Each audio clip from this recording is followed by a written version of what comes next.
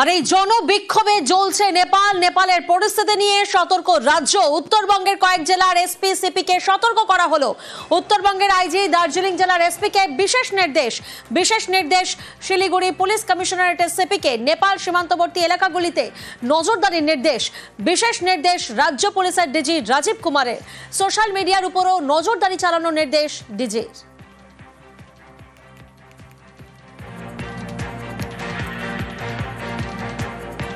নেপালে ব্যান তো উঠেছে, কিন্তু এখনো পর্যন্ত আন্দোলন জারি রয়েছে। দুর্নীতি থেকে অপশাসনের অভিযোগ, জেনজের বিক্ষোভে আজও উত্তপ্ত কাঠমান্ডুর রাজপথ।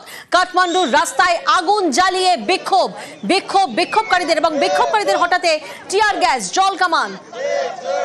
আগামীকাল পর্যন্ত বন্ধ থাকবে স্কুল। নেপালের সংঘর্ষে মৃত 19 জন, জখম হয়েছেন অন্তত 300 জন।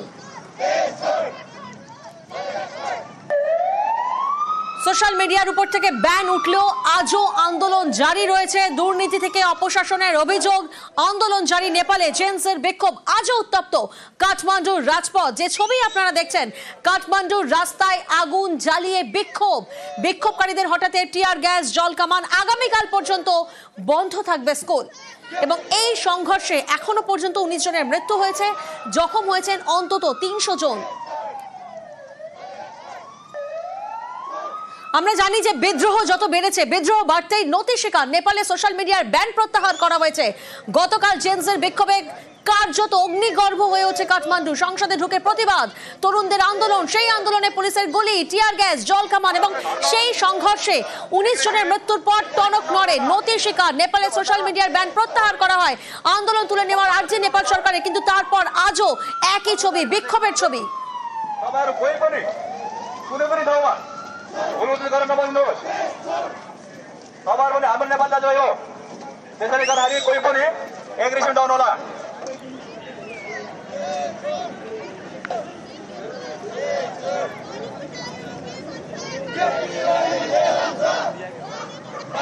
কাঠমান্ডুর রাস্তায় আগুন জ্বালিয়ে আজও বিক্ষোভ। যে ছবি আপনারা দেখছেন, জেনজের বিক্ষোভে আজও উত্তপ্ত কাঠমান্ডুর রাজপথ। দুর্নীতি থেকে অপশাসনের অভিযোগ, ব্যান উঠলেও আন্দোলন জারি নেপাল। এবং সেই জায়গা থেকে এই প্রশ্নটাই সামনে আসছে যে সমাজ মাধ্যমের উপর তো নিষেধাজ্ঞা উঠে গেছে, কিন্তু তারপরেও আন্দোলন জারি। তাহলে কি সমাজ মাধ্যমের উপর নিষেধাজ্ঞাই একমাত্র কারণ, নাকি রয়েছে দীর্ঘদিনের ক্ষোভ, হতাশা, একরাশ অভিযোগ এবং সেই দুর্নীতি থেকে অপশাসনের অভিযোগ যা সামনে আসে? এবং এরপরেই দফায় দফায় বিক্ষোভ। আগামীকাল পর্যন্ত বন্ধ থাকবে স্কুল। নেপালে এই সংঘর্ষে এখনো পর্যন্ত মৃতের সংখ্যা 19 এবং জখম হয়েছেন অন্তত 300 জন। ব্যান উঠে গেছে, কিন্তু আন্দোলন জারি রয়েছে নেপালে। সোশ্যাল সাইটে ব্যান উঠলেও নেপালে আন্দোলন জারি। দুর্নীতি থেকে অপশাসনের অভিযোগ, আজও উত্তপ্ত কাঠমান্ডুর রাজপথ। সংসদ ভবনের সামনে আজও বিক্ষোভ জেনজির।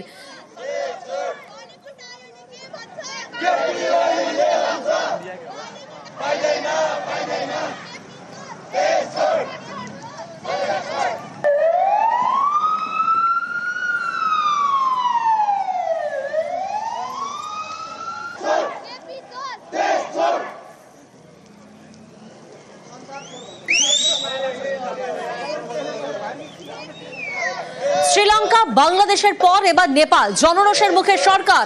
26টি সোশ্যাল প্ল্যাটফর্ম ব্যান হওয়ায় রীতিমতো বিক্ষোভ। গতকাল সকাল থেকে উত্তাল নেপালের রাজধানী কাঠমান্ডু। সংসদের দরজা ভেঙে ঢুকে পড়েন বিক্ষোভকারীরা।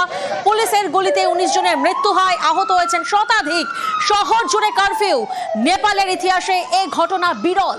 নজর রাখছে ভারত, চীন।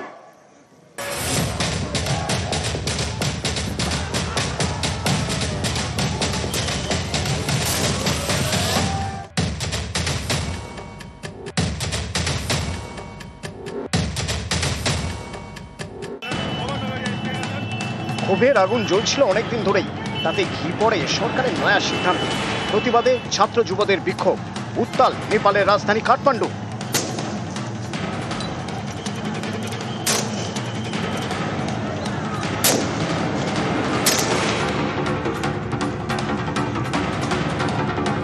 জল কামান, কাঁদানে গ্যাস, রাবার বুলেটে কাজ হয়নি, সরাসরি গুলি।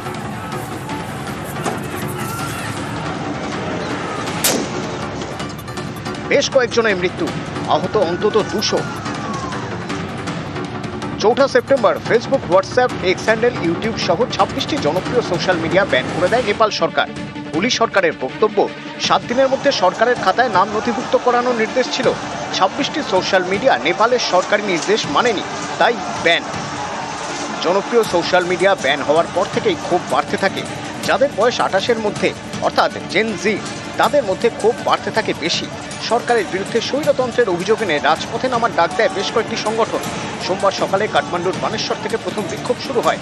বেলা গড়াতে এই পরিস্থিতি স্থানীয় পুলিশ প্রশাসনের নিয়ন্ত্রণের বাইরে বেরিয়ে যায়।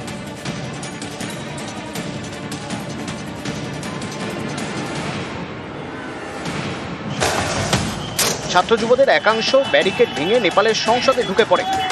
প্রতিবাদীদের ছত্রভঙ্গ করতে শূন্যে গুলি ছোড়ে পুলিশ, ছোড়া হয় রাবার বুলেট। কাঠমান্ডু ছাড়াও দেশের গুরুত্বপূর্ণ জায়গাগুলিতে কারফিউ জারি করা হয়েছে। পরিস্থিতি নিয়ন্ত্রণে আনতে মোতায়েন করা হয়েছে সেনা। কিন্তু শুধুই কি সোশ্যাল মিডিয়া ব্যানের বিরোধিতায় এই বিক্ষোভ?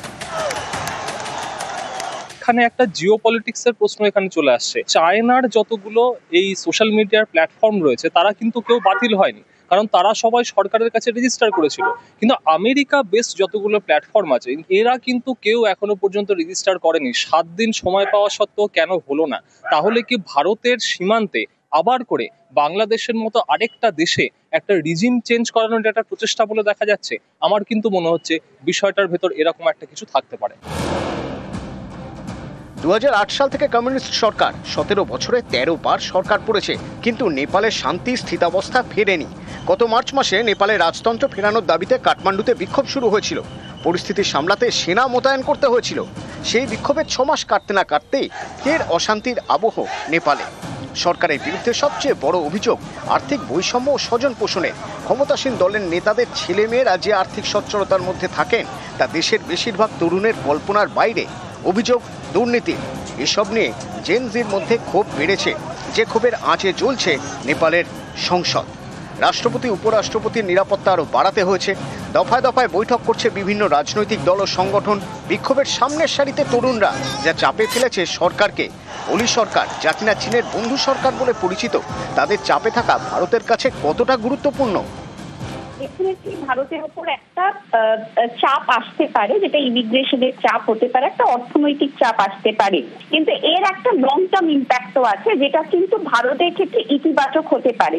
মোনার্কি যে রেভলিউশনটা নেপালে হচ্ছে এবং তার জেরে যদি মোনার্কি ফিরে আসে তাহলে ভারতের জন্য ইতিবাচক হবে। বৃহত্তর ক্ষেত্রে যদি দেখি, ভারতের যে ইমেজ আছে গণতন্ত্রকে প্রতিষ্ঠা করার ইমেজ, যদি নেপালে মোনার্কি আসে এবং সেখানে যদি ভারত সেই মোনার্কির ক্ষেত্রে সাপোর্ট হয়ে দাঁড়ায়, তাহলে কিন্তু বিশ্বের ক্ষেত্রে ভারতের একটা ইমেজে কিছুটা হলেও একটা নেগেটিভ ইম্প্যাক্ট হতে পারে। তবে কিন্তু একটা পজিটিভ ইম্প্যাক্টও আসতে পারে। ভারতের প্রতিবেশী দেশ, হিমালয়ের টানে যে দেশে ভারতীয়দের নিয়মিত আনাগোনা, নেপালের অশান্তি তাদের কতটা ভাবাবে? পর্যটনের মরশুমে পড়বে তরুণ মৃত্যুর আঁচ। যে কোনো রকমের সামাজিক অস্থিরতা যেটা প্রথম যে জায়গাটাকে প্রভাবিত করে সেটা পর্যটন। দুর্গাপুজোর মরশুম, আগামী দিনে ক্রিসমাস, প্রচুর মানুষ এবার আমরা আশা করছিলাম নেপালে ভ্রমণ করতে যাবে। তার মূল কারণ হচ্ছে কলকাতা কাঠমান্ডু যে বিমান পরিষেবা রিস্টোর হয়েছে। সামগ্রিকভাবে দেখতে গেলে পরিস্থিতি মোটেও আশানুরূপ নয়। পুলিশের গুলিতে একের পর এক তাজা প্রাণে চলে যাওয়া সরকারের বিরুদ্ধে ক্ষোভ আরও বাড়াচ্ছে। নেপালের পরিস্থিতির দিকে নজর রেখে চলেছে দুই প্রতিবেশী, ভারত, চীন। নিউজ 18 বাংলা। এবং জেন জি এর বিক্ষোভ আজও উত্তপ্ত কাঠমান্ডুর রাজপথ। কাঠমান্ডুর রাস্তায় আগুন জ্বালিয়ে বিক্ষোভকারীদের হঠাৎ টিয়ার গ্যাস, জল কামান। এবং এই মুহূর্তে আমরা যোগাযোগ করতে পেরেছি ডেপুটি নিউজ এডিটর অয়ন ভট্টাচার্যের সাথে। অয়ন, ক্ষোভের আগুন চলছিল অনেকদিন ধরেই এবং তাতে ঘি পড়ে সরকারের এই নয়া সিদ্ধান্ত। প্রতিবাদ চলে গতকাল, দফায় দফায় বিক্ষোভ, আন্দোলন, ব্যান তো উঠে গেছে, কিন্তু সেই আন্দোলনের আজকেও আসলে এটা সোশ্যাল মিডিয়া, শুধুমাত্র সোশ্যাল মিডিয়া বন্ধ করা বা সোশ্যাল মিডিয়া ব্যান করা, অ্যাপ ব্যান করা এর জন্য নয়। কারণ তুমি দেখবে কেপি শর্মা ওলি, প্রধানমন্ত্রী, তিনি আজকে একটা স্টেটমেন্ট দিয়েছেন। তিনি সেখানে বহিরাগত এবং স্বার্থান্বেষী গোষ্ঠী এর পেছনে রয়েছে বলে তিনি অভিযোগ করেছেন। আসলে কেপি শর্মা ওলি সরকার একেবারে পাহাড় প্রমাণ দুর্নীতিতে নিমজ্জিত এবং সেইখান থেকেই ধীরে ধীরে ক্ষোভ পুঞ্জীভূত হচ্ছিল। সেই ক্ষোভের আগুনই গতকাল আমরা দেখেছি এবং সেই আগুন নেভাতে কি হয়েছে, গুলি ছোড়া হয়েছে, বলা হচ্ছে 18 থেকে 19 জন মারা গেছে, সেটা নয়, আরো অনেক বেশি মৃত্যু হয়েছে বলে আন্তর্জাতিক মহল মনে করছে। আর এই কারণেই এই বিক্ষোভ আবার আজকে রাস্তায় নেমে এসছে, কারণ এই বিক্ষোভ থামার নয়। 19 জনের প্রাণ যদি সরকারিভাবে বলা হয়ে থাকে 19 জনের প্রাণের বিনিময়ে বিক্ষোভ থামবে, এটা বলা ভুল। আর সেই কারণেই আবার এই ছাত্র যুবরা জেন জি, এবং এটা বলা হচ্ছে 1997 সাল থেকে 2012 সালের মধ্যে যাদের জন্ম, তারা আজকে রাস্তায় নেমেছেন। কারণ বেকারত্ব, খাবার নেই, পড়াশোনা নেই, সমস্তটা হচ্ছে একেবারে বাৎসন্যায় চলছে নেপালে দীর্ঘদিন ধরে।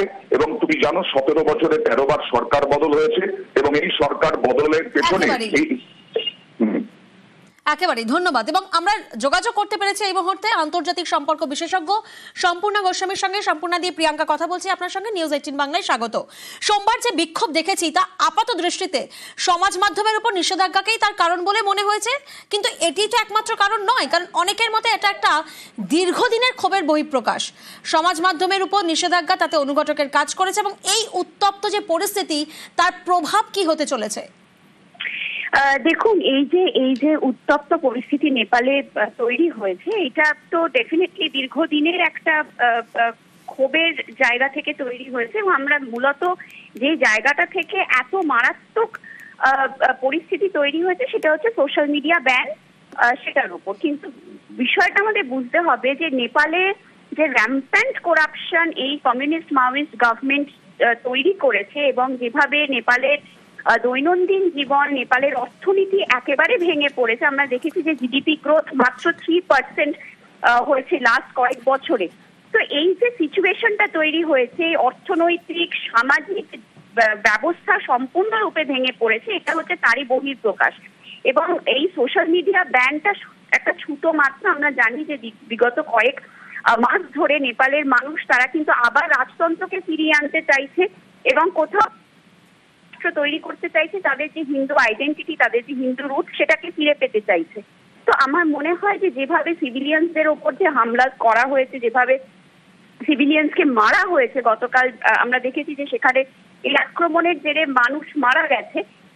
এই পুরো পরিস্থিতিতে ব্যান তুলে নিলেও এই মাওয়িস্ট কমিউনিস্ট গভর্নমেন্ট তারা কিন্তু নেপালে আর ক্ষমতায় থাকতে পারবে না, এবং মানুষ তাদেরকে ক্ষমতাচ্যুত করবে। এবং বিষয়টা দেখার যে আবারও রাজতন্ত্র, যেটা নেপালের মানুষ চাইছে, সেটা যদি ফিরে আসে তার ইমপ্লিকেশন কি হবে, এবং আদৌ নেপালের যে অর্থনীতি যেটা ভেঙে পড়েছে সেইটা আবার রিইনস্টেট হবে কিনা, এটা কিন্তু দেখার বিষয় থাকবে।